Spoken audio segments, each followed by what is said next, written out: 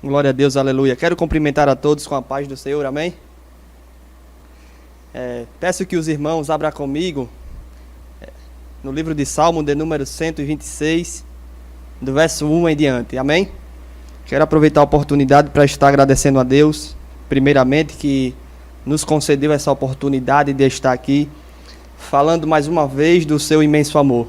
Em ato contínuo, quero também agradecer a Deus pela vida do nosso pastor Virgínio, que foi o pilar dessa obra para que tudo isso estivesse acontecendo. Então, que Deus abençoe a vida dele cada vez mais e mais. Quero também agradecer a Deus pela vida do pastor Caio, homem de Deus, que Deus vem abençoando, vem levantando de uma maneira sobrenatural nesta nação. Que Deus continue abençoando a vida dele tremendamente. Também quero agradecer a Deus pela vida da minha noiva, que veio comigo, está aqui sentada. Que Deus abençoe a vida dela e a de todos os meus familiares que estão assistindo nesse momento, amém?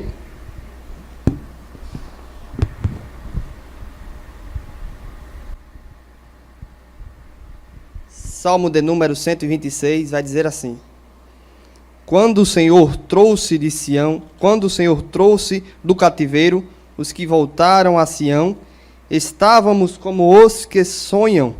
Então a nossa boca se encheu de riso e a nossa língua de cânticos. Então se dizia entre as nações: grandes coisas fez o Senhor a estes, grandes coisas fez o Senhor por nós, e por isso estamos alegres.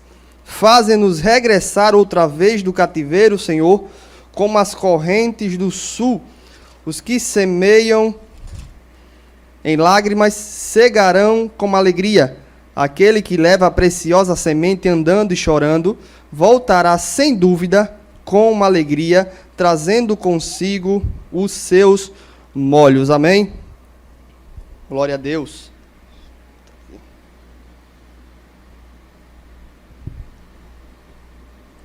Glória a Deus. Meus irmãos, como todos nós sabemos, os salmos ele não possuem capítulo nem versículos, haja vista por se tratar de canções, de orações que foram feitas a Deus em momentos difíceis da vida de algum daqueles que escreveram aquele salmo. Salmos, ele não possui capítulo nem versículo, porque se trata de canções, orações, louvores que foram entoados a Deus em momentos difíceis da vida daqueles que escreveram. Por exemplo, o Salmo de número 70, o salmista Davi, ele está angustiamente desesperado porque os inimigos procuravam tragar a sua vida. E o salmista Davi, eu imagino que naquele momento ele se ajoelha quando estava correndo dos seus inimigos, olha para o céu e diz: apressa-te, Senhor, em livrar-me das mãos dos meus inimigos, que sejam envergonhados e confundidos todos aqueles que planejam a minha morte. E o Salmo de número 121 também vai dizer que o salmista estava também em um momento meio complicado da sua vida. Eu acredito que muitos estavam perguntando quem era o seu Deus, aonde estava o Senhor.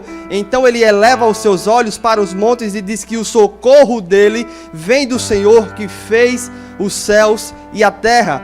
No Salmo de número 139, o salmista Davi estava, penso eu, que querendo fugir da presença de Deus, tentando se escapar da presença de Deus, mas Davi, conhecendo alguns dos atributos de Deus, conhecido como atributos incomunicáveis, ele sabe que de Deus ninguém consegue fugir. Haja vista que Deus é onisciente, ninguém consegue se afastar da presença de Deus, ninguém consegue fugir da presença de Deus, por mais que ele queira, por mais que ele tente, mas não tem como você fugir da presença de Deus. E quando o salmista ele percebe isso, ele começa a escrever o Salmo de número 109, dizendo que ninguém consegue fugir da presença do Senhor, ainda que ele se escondesse nas mais profundezas do mar, o Senhor estava ali. E se ele fosse também para os altos céus, o Senhor também ali estava. E se ele tentasse fazer uma cama para ele no inferno, até ali o Senhor também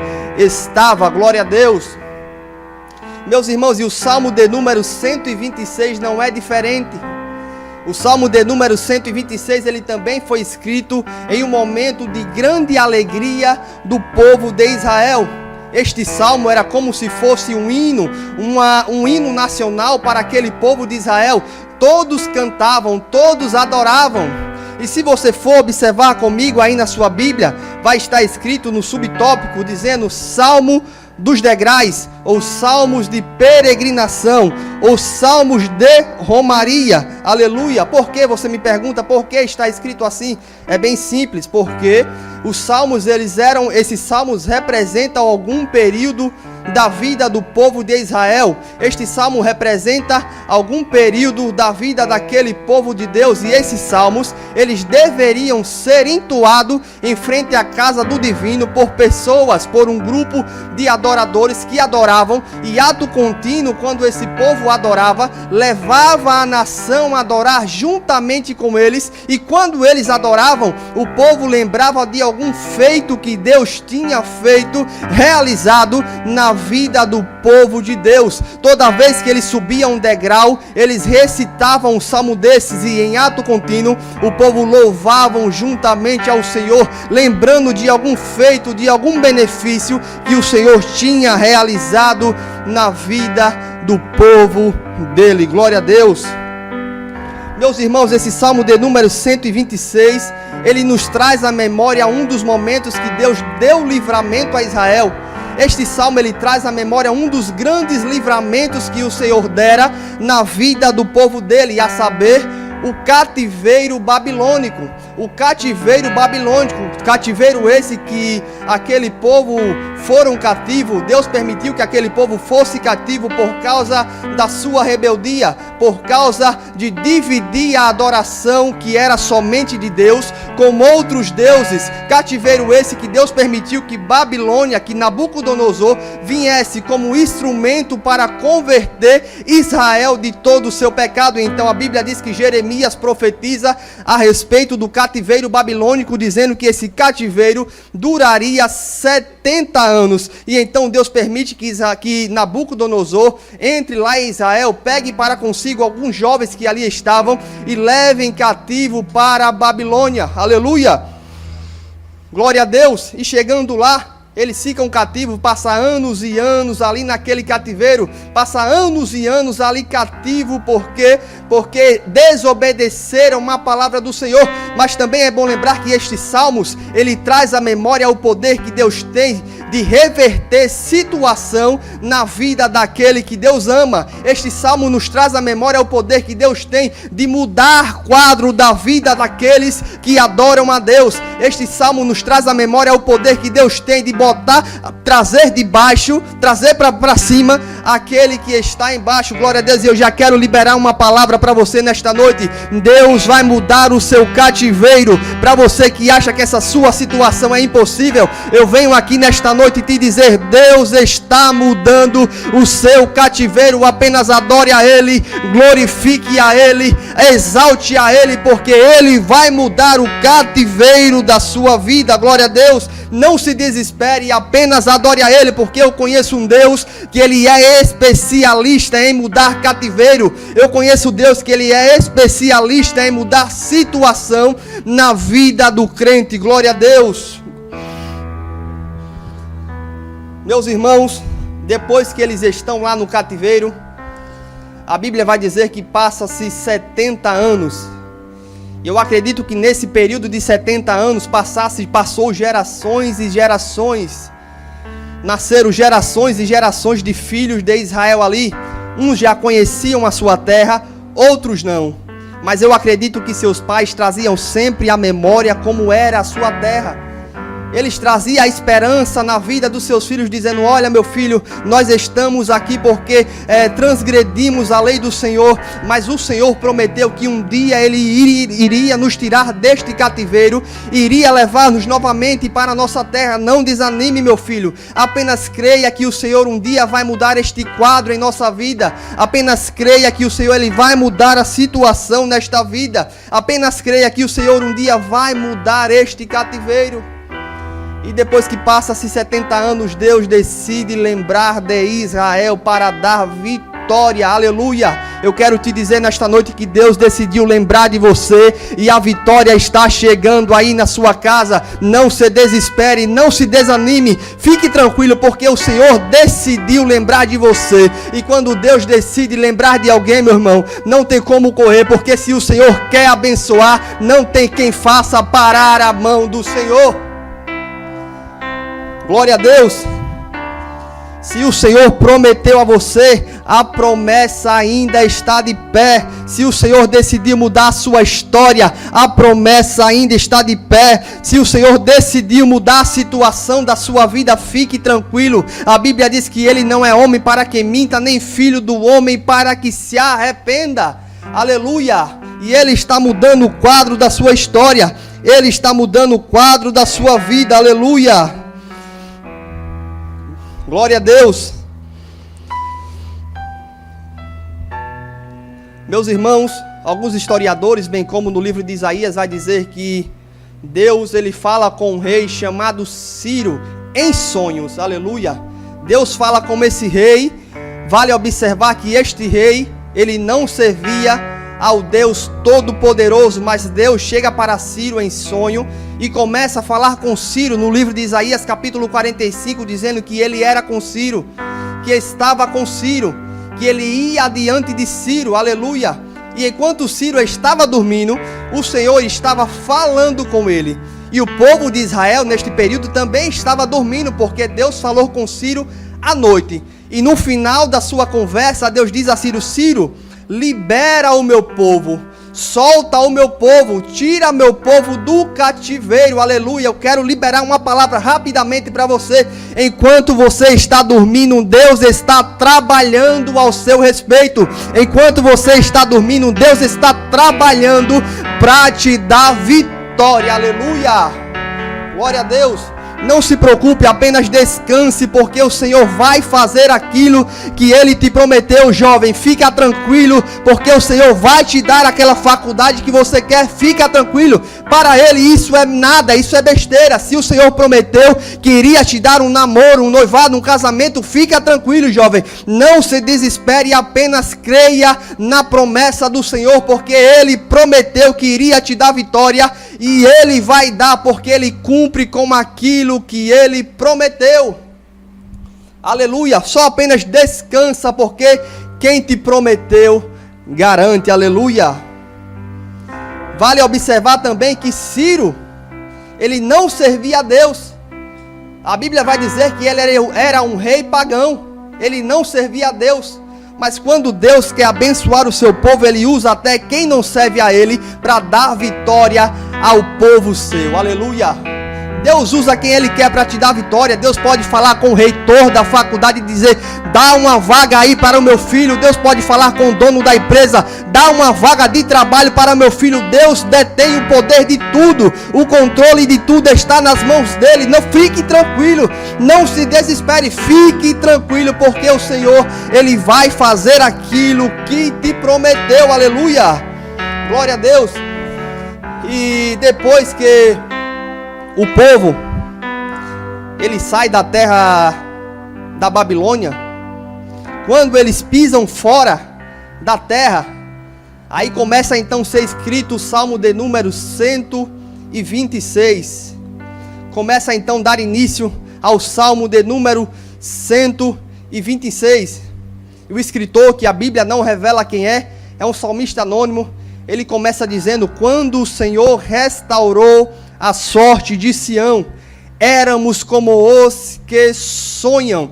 Então a nossa boca se encheu de riso e a nossa língua de um novo cântico. Meus irmãos, deixa eu liberar uma palavra para você nesta noite. A sua vitória vai ser tão grande que quando ela chegar em suas mãos, você não vai acreditar de tão grande que ela é. Fique tranquilo, meus irmãos, a vitória vai ser tão tão grande, tão recheada, que você vai ficar como criança, como aqueles que sonham, como aquele povo que recebeu a liberdade da Babilônia e ficaram como os que sonham. Fica tranquilo, meus irmãos, o que para você é impossível, para Deus é nada. O que você parece não ter mais jeito, para Deus é nada. Deus conhece tudo, Deus sabe tudo, Deus é onisciente, onipresente, e quando Ele dar aquilo que você está pedindo, você vai ficar igual esse povo, sonhando, porque a vitória é muito grande, e você não vai acreditar, porque é tão grande. Aos seus olhos era impossível, aos seus olhos não tinha como chegar aquela bênção nas suas mãos, mas no livro de Lucas, capítulo 1, versículo 37, diz que para Deus nada é impossível. Em Gênesis, capítulo 18, versículo 33, Sara achou que era impossível ter um filho, haja vista a sua idade avançada, mas Deus disse: Sara, para mim nada é impossível. Deus quebra a regra da medicina, Deus quebra protocolo na sua vida para mostrar que Ele é Deus na sua vida. Glória a Deus, aleluia. Meus irmãos, e quando chega no verso de número 4, a história já muda, o contexto já muda. Por quê? Porque o povo chega agora na cidade, e como já havia 70 anos que eles tinham saído da cidade, a terra ela estava toda devastada, a terra ela estava toda destruída, a terra ela estava toda acabada. E quando o povo israelita viu aquilo, eles começaram a chorar, eles começaram a clamar a Deus, dizendo: Deus, restaura a nossa terra como as torrentes do sul. E eu estava estudando um pouco sobre as torrentes do sul, e essa torrente ela ficava no Negueb, no deserto do Negueb. E como todos nós sabemos, no deserto ele faz muito calor, na sombra chega a mais ou menos 50 graus o calor que existe ali naquela terra, e aquele calor faz com que a terra ela crie rachaduras, e quando cria rachaduras, a terra ela fica imprópria para o uso, não tem como frutificar nada, porque a terra está imprópria, está cheia de rachaduras. E ali então vem fome, vem seca, vem desespero. Mas existe um período de Israel que chove muito forte ao ponto de nevar. Chove muito forte ao ponto de cair neve sobre aqueles montes. E a neve que cai, ela começa a congelar aqueles montes, e principalmente no seu cume. Depois que passa essa época da chuva, volta novamente a época do calor. E aquilo que era bonança começa agora a se tornar seca novamente. E a terra que era boa agora começa a fazer novas rachaduras. E aquele povo começa a clamar a Deus, porque a fome veio novamente, a sede veio novamente, e o povo começa a clamar a Deus. E o Deus de providência, sabe o que é que Ele faz? Ele faz derreter a neve daquelas montanhas, e aquela neve que é derretida, ela vem caindo sobre aquelas rachaduras, formando torrentes, que é conhecida como as torrentes do sul. E aquilo que era seca, agora passa a ser bonança na vida do povo de Deus. Deixa eu te dizer uma coisa nesta noite: Deus está liberando bênçãos que estavam retidas para a sua vida. Eu digo mais uma vez, fique tranquilo, porque Deus está liberando bênçãos para a sua vida. Aquela bênção que estava retida está saindo, fique tranquilo. Aquela bênção que para você era impossível, fica tranquilo. Deus está fazendo as montanhas derreter para dar vitória ao povo seu. E aqueles que cearam, que cegaram com alegria, que plantaram com lágrimas, agora eles cegarão com alegria. Meus irmãos, eu conheço um Deus que Ele é tão grande, que Ele é capaz de fazer grandes coisas para dar vitória ao servo seu. Eu conheço um Deus que Ele nos ama de maneira tão grande, que Ele foi capaz de dar o seu Filho unigênito para que eu e você estivéssemos aqui, eu aqui e você assistindo aí essa live nesta noite. Meus irmãos, creia nesse Deus, porque Ele pode realizar grandes coisas na sua vida. Ainda não acabou, ainda não parou. Fique tranquilo, porque o Senhor está agindo ao seu respeito. Fique tranquilo, porque Deus está agindo ao seu favor. Fique tranquilo, porque Deus está visitando visitando aquela pessoa para te dar a vitória que estava retida. Fique tranquilo, porque Deus está liberando bênçãos sobre a sua vida. Deus só pede uma coisa: seja fiel, me sirva verdadeiramente, me adore em espírito e em verdade, porque as demais coisas eu faço. Fica tranquilo, meus irmãos, porque Deus, ele é especialista em resolver causas impossíveis, meus irmãos. Então, se você que está aí nesta noite sentiu essa palavra no seu coração e quer aceitar a Jesus, comente aí dizendo: eu quero aceitar a Jesus, que nós vamos entrar em contato com você e vamos conversar com você, meus irmãos. Pode falar aí, pode comentar, diga: eu quero aceitar a Jesus, ou eu fui renovado com essa palavra, que nós, a direção aqui, vai entrar em contato com você e nós vamos testemunhar esse grande milagre que Deus fez na sua vida, meus irmãos. Eu agradeço a rica oportunidade em nome de Jesus, e que Deus continue abençoando vocês de forma poderosa em nome de Jesus. Amém.